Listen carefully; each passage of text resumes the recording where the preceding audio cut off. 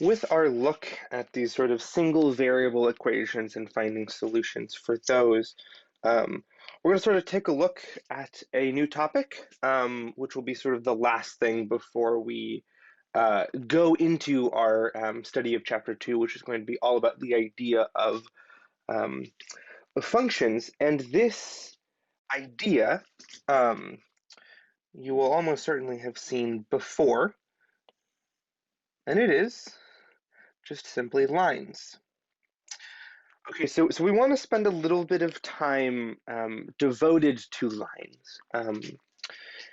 And the first thing we want to consider, right, is what makes a line, right? If we want to seek to describe this object algebraically, right, what do we need in order to do that, right? Is there any sort of invariant property that we know can categorize these lines? Um, and when you think about when you encounter, lines in real life, maybe a road or a roof or something similar like that, one of the ideas that we think about often is the steepness of the line. And one of the defining thing about a line is that its steepness, the mathematical word we use to talk about that, its slope is constant, right? If I pick any point on the line, let's say this one, some point on the line x1, y1. Well, if I were to step some units to the right, say this many units, then there is a fixed amount for this line that I need to step vertically in order to stay on that line, right? In order to arrive at some point, say, x2, y2. This ratio is fixed, right? You can sort of think of the steepness of it, what we call the slope, um, as the ratio um, of this here, what we call the rise over the run, right?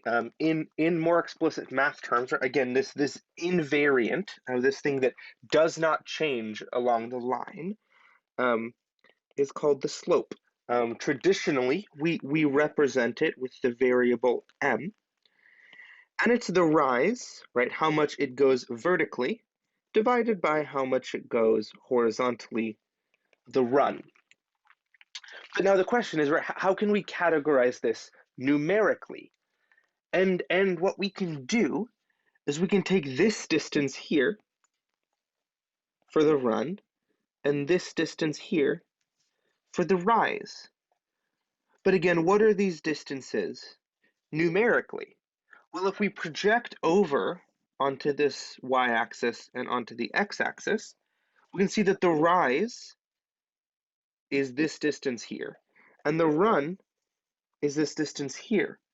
And numerically, we can write that as y2 minus y1 over x2 minus x1, right? And for any line, this is constant, right? It's not constant between lines, right?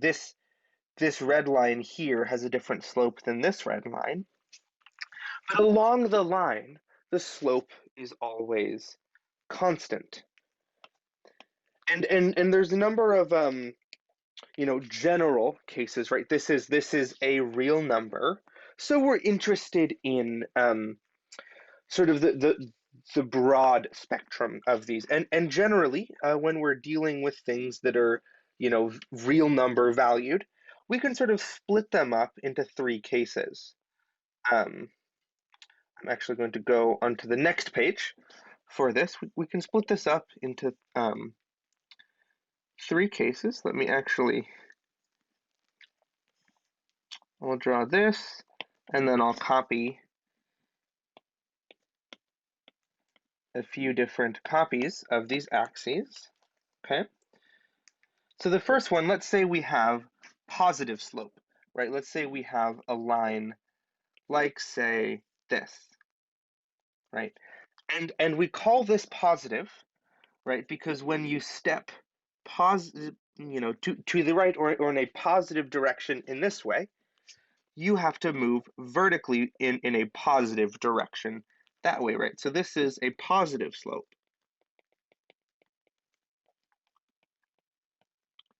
So what would we expect negative slope to look like?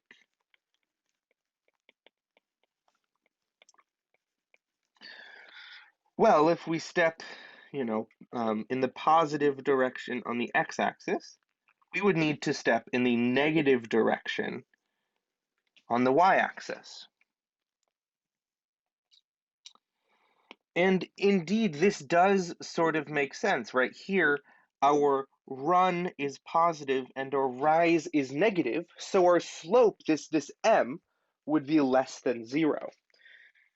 If we have 0 slope, right, so 0 slope, our next case, right, so we have positive, negative, and 0. Well, for every step to the right, we would gain no height, right? So for every step to the right, our height does not change at all, so our slope is 0 divided by any number, would be 0. And there is one more case that I do want to bring your attention to, and that's a vertical line, right? Vertical lines do exist, so how would we categorize them? Well, let's go back to our definition of slope, right? For every, we divide our steps this way by the step needed in this direction in order to stay on the line, but we can't step horizontally no matter what, right? If we were to try and do this, we would get, you know, we would get some positive or negative rise, and we would get 0 run. So we're dividing by 0, right? This is bad. We do not like dividing by 0. Bad things happen every time. So we say that vertical lines have no slope. Okay. So we have these sort of broad strokes categorizations, but how can we talk about the equations that govern this, right? One of the sort of bigger themes of pre-calculus is taking these uh, things in the coordinate plane, right? Whether it's geometric or equations, polynomials, whatever, and seeking to understand their equations and the algebra behind them. Okay, so we know that the slope is constant, right? I'm going to keep just a sort of picture for us in the upper corner of what we're talking about. Okay, so we know that this slope is constant. Okay? There's one more thing that we need in order to categorize it, right? Because if we have this slope, right, some line with a given slope, all of these lines, as I move it vertically, they all have the same slope. So what we need is we need a single point in order to pin it down. So let's say we have these two things, right? We have the slope, m, and we have some point, right? Say, x1, y1. Well, we know that our slope needs to stay constant, so m we can say is equal to any point y minus y1 over any point x minus x1. All x and y satisfying this equation, right? It passes through x1, y1, and it has slope m. Those are the points on our line.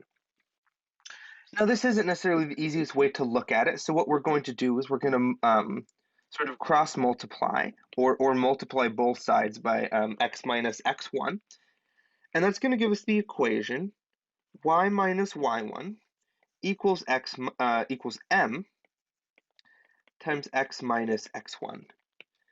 This is what we call the point slope formula.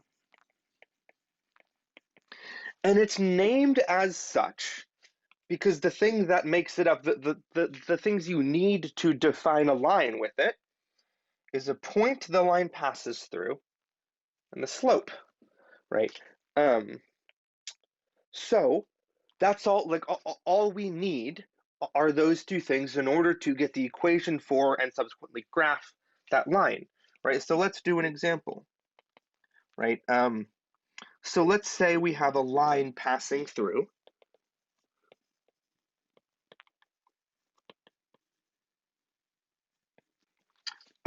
Let's say the point 1, -3, with slope m equals 1/2, right? We're looking for an equation for this line, and we're looking to graph it, right? So we know the slope and we know our point. So we can just take these two pieces of information and plug it into the point slope form, right? This is our x1, this is our y1, and we already have our m. So an equation for this line would be, say, y minus a -3 is 1/2 times x minus 1. Simplifying this part right here, right, this tells me that we have y plus 3 equals 1/2 times x minus 1. Seeking to graph this, right, let's say put our origin here, and we know we need to go a few clicks down, and we'll go over, right? So let's just simply plot some points, right? We know that 1, -3 is a point on our line, right? So we can form our little xy table over here.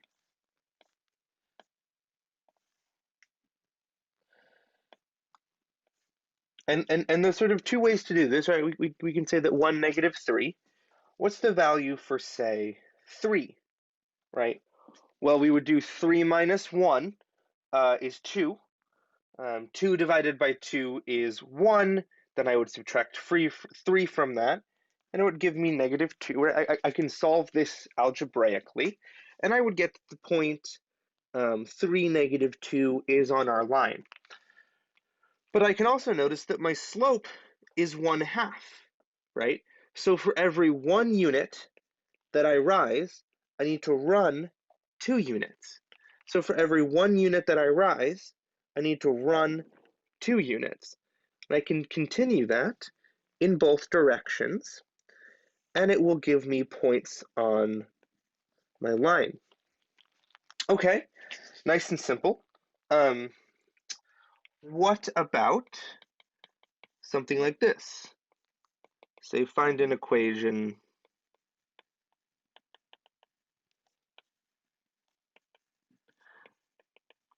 for the line passing through. Say the points 1, 2, and 3, -6. And you might think we're sort of fresh out of luck here, right? We have that, like, we need a point and a slope in order to use the point slope form.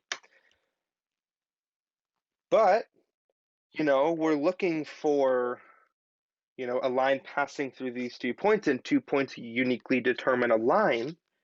In fact, we can derive our slope just from these, right? Because remember, our slope is y2 minus y1, the rise over the run, x2 minus x1. Okay, well, let's say that this is our point number 2 and this is our point number 1. That would mean that our slope would be -6 minus 2 over 3 minus 1, right? Which gives us, it looks like -8 over 2, which you can also write as -4. Okay, and well, now we need to simply plug this, our slope, and pick a point, right? Let's pick 1, 2, and we can write our equation with that, right? We have y minus 2 equals -4 times x minus 1. And this is it, right? This is our line right here. If we were trying to graph that, we could say take our axes here, and I'm going to move this up, say to right there. And let's grab our points, right? So we know the point 1, 2 is on our line. And then I'm actually going to use our slope in order to find this, right? For every 1 unit we go over, we're going 1, 2, 3, 4 units down. So this point is on our line. Then we can go over 1, 1, 2, 3, 4 units down. Note that this is the point 3, negative 6. And just like that, we have our line that I'm going to maneuver just a little bit so it actually passes through our points.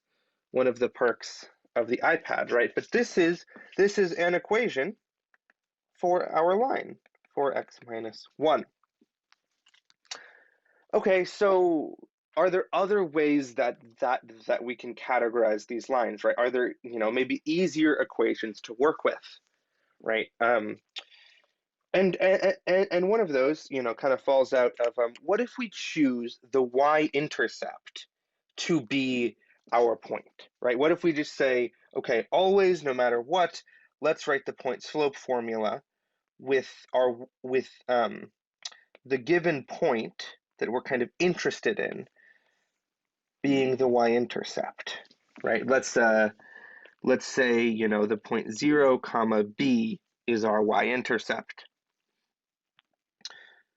Okay, well that would make our equation y minus y1, which is b, is x, or is m, times x minus, but my x value there is 0, which gives us the classic formula y equals mx, moving that b over, plus b, right? This is the slope-intercept form.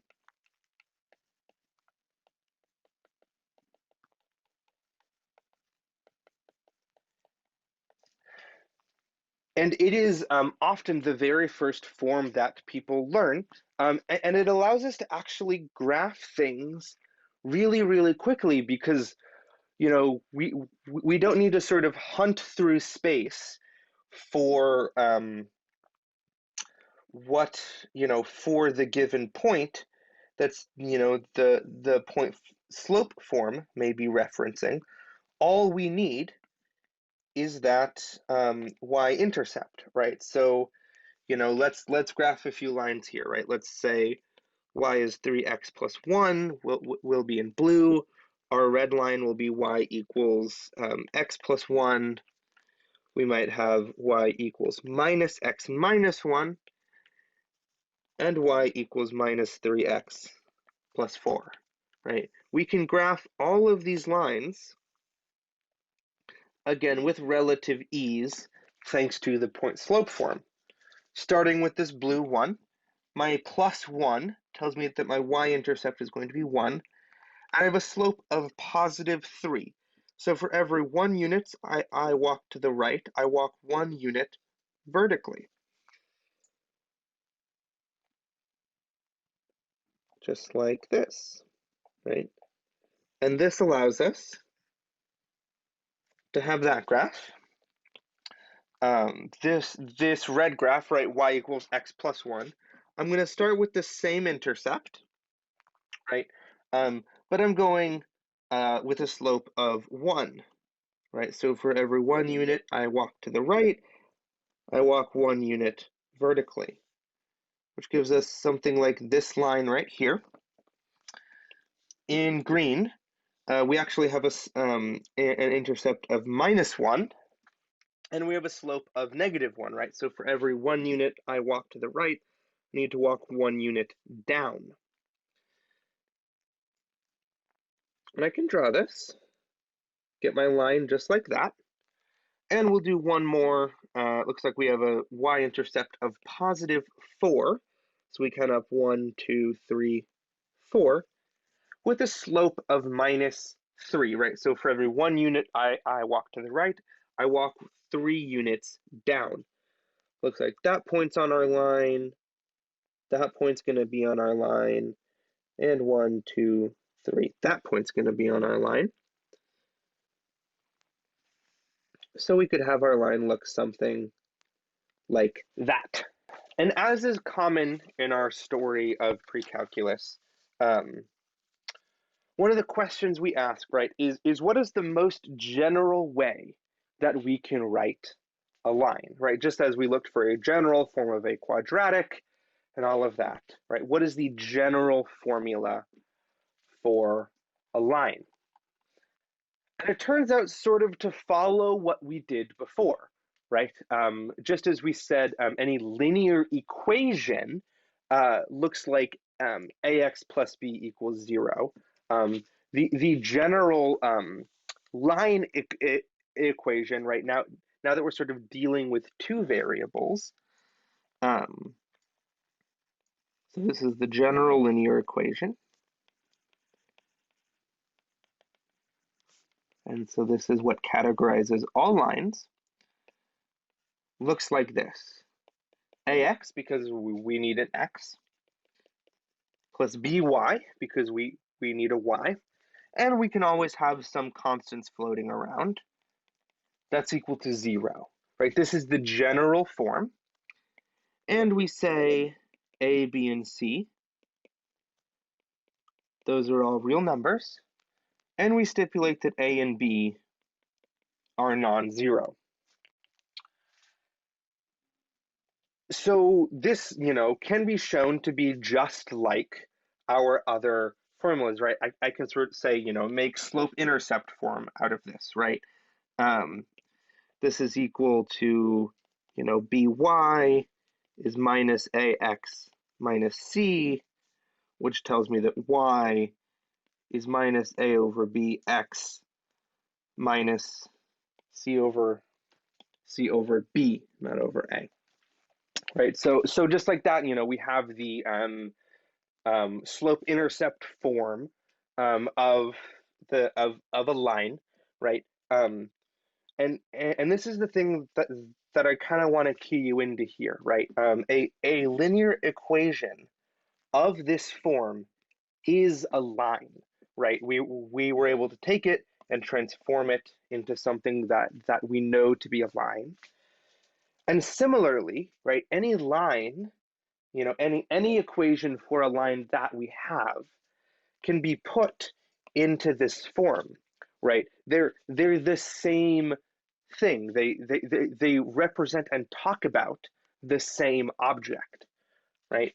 Any linear equation is a line, and any line is a linear equation, right? And you will see lines expressed like this in the wild, right? Let's say you have something like 3x plus 4y minus 12 equals 0, and you're being asked to graph this, right? Well, my personal method for graphing this, right, is the first thing I would do is I would move that negative 12 over to the other side, and I would look for the x and the y intercepts, right? And the way that I can do that, the nice thing about this form is I can say, okay, well, what happens if x equals 0? Well, if x equals 0, then this term drops, and we end up with 4y equals 12, which tells me that y is 3. Okay, well, what happens if y equals 0? Well, if y equals 0, then we have that 3x equals 12, or that x equals 4. And just like that, we have our intercepts, right? We can draw our axes, and we know that the point 0, 3 is on it, so we can graph that 0, 3. And we know that the point 4, 0 is on it, so we have 1, 2, 3, 4. And as we have seen in the past, if we have just 2 points, that's enough for us to completely categorize a line. And that line is going to look something like that, right? That is the power of the general linear form like this, is you can quickly find out your intercepts. Let's do one more. let's say, for example, minus 6x plus 2y, sorry, minus 18 equals 0. As we saw before, we want to sort of rewrite this, moving that negative 16, or that negative 18 to the other side. And we want to sort of, set this term equal to 0, find x, set this term equal to 0, find y. We'll start by setting x equal to 0, so then finding our y-intercept. Right, so if x equals 0, then we have that 2y equals 18, or that y equals 9. Or if y equals 0, well, that would tell me that negative 6x equals 18, or x equals negative 3. Okay, so these are my two intercepts. Let's get a nice tall set of axes here. We'll need it with that 9. So we know that our y-intercept is 0, 9. So let's count up 1, 2, 3, 4, 5, 6, 7, 8, 9 squares. And we're going to go over here to the left 3 squares because our x-intercept is, negative 3, 0. And I want to connect these 2 points with a line. Let's see how good of a job I did. Not great, but that's what these, iPad tools are for. Let's call that good. While this dot may be a little off, here's a secret that my high school chemistry teacher taught me. If your graph is just a little off like this, you can always make your circle a little bit bigger to kind of hide it. And I'll make this circle a little bit bigger too. So back in geometry, right, when you sort of studied lines in the abstract, right, in the sort of like Platonic ideal space where there weren't these pesky, coordinate systems and all that, when you had a line, there were two types of derived lines, two ways to create lines from this line, two broad types of those, right? You had parallel lines, which we'll call that roughly parallel, and you had perpendicular lines, where let's see, sure. And so now the sort of question that arises naturally in a situation like this is how can we describe those objects algebraically, right? We're taking this thing, these lines in abstract geometry land, and we're trying as hard as we can to place them into the coordinate plane and give them coordinates and algebraic properties to describe them. We'll take a look at parallel lines first, right? And what I'll actually do to get one that's perfectly parallel is I'll just sort of cheat a little bit and I'll make an exact copy. So it will definitely have this idea of it being parallel. And as you remember, we said that one of the invariants that defines a line is this idea of its slope, right? The ratio of the rise of the line to the run of the line. And one of the things that you'll notice is if you have two parallel lines, they by definition have to have the same slope. They can and should pass through different points, right? If they had, the same slope and they pass through the same point, then they would be different lines, right? But sort of intrinsic to this notion of being parallel is them having the same slope, right? So we can say that two non-vertical, right? Because vertical lines have no slope, right? So we can't sort of use this sort of idea, but two non-vertical lines are parallel if and only if they have the same slope,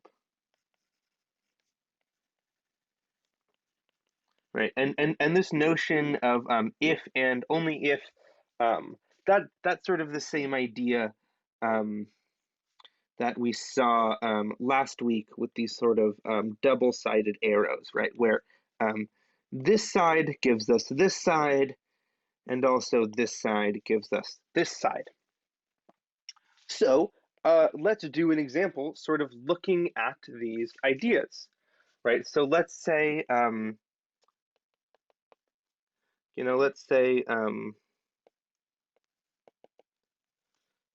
let's find a line parallel to, I don't know, let's say the line 4x plus 6y minus 8 equals 0. That passes through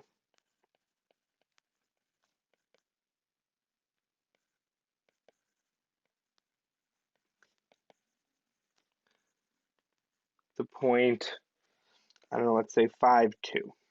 And so the first thing that we want to do, right, because the thing that characterizes parallel lines is that they have the same slope, is that we need the slope of this line. And I see no better way to do that than to put that in slope-intercept form, right? Solve for y. So we have 4x plus 6y minus 8 equals 0.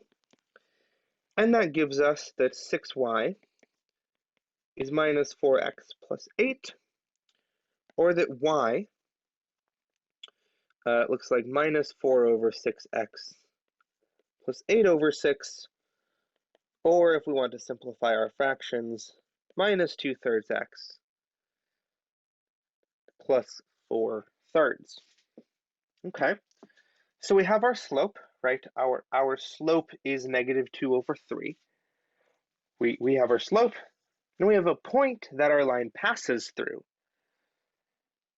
And since we have a thing called the point-slope form, that's enough to find an equation for the line, right? Our answer is y minus y1, which would be 2, is our slope m minus 2/3 times x minus our x1, which is 5. And I want you to, at home, right, graph this line and graph this line and verify that they are indeed parallel, right? Make sure, check this process, right? Make sure that it works. Next sort of natural question that we might find ourselves asking is, what about perpendicular lines? You know, let's say I have some line, you know, like this, and I seek to describe the perpendicular lines such that where they meet, you know, they meet with a right angle.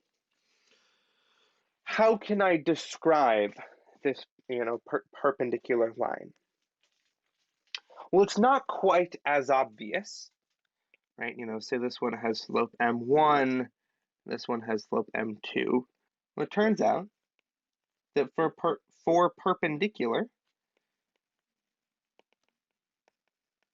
lines, we want m1, actually I'll color code that, right? m1 times m2, we want that to equal -1. Writing this another way, right, we can say that m2 is equal to -1 over m1, right? The negative reciprocal. There's a beautiful proof for this fact in the textbook. I definitely think you should take a look at it. If you're curious about it and the textbook isn't making much sense, come to office hours. I'd love to sort of show it to you. It uses the Pythagorean theorem. It's a really slick, really beautiful proof. But let's do a quick example of this, right? Just like we did with the parallel lines, right? So let's say give an equation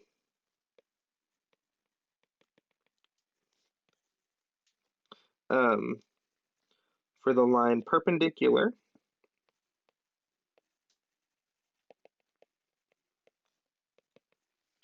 to, let's say, 4x plus 6y plus 5 equals 0.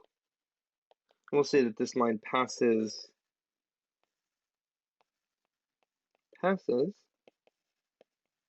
through the origin. Okay, so once again, we seek to define this line based on 2 points, right? One, we need the slope, then we need a point that it passes through. Passing through the origin is great, right? Because that's 0, 0, and so we need to find the slope. But we can extract the slope from this equation, once again, simply by solving for y. We have 4x plus 6y equals -5, right? First moving that 5 over. But I can move over my 4x as well. We can have 6y is minus 4x minus 5. Divide both sides by 6, and we get y is -2/3 x minus 5 over 6. So our original slope, right, our m1 looks like -2/3.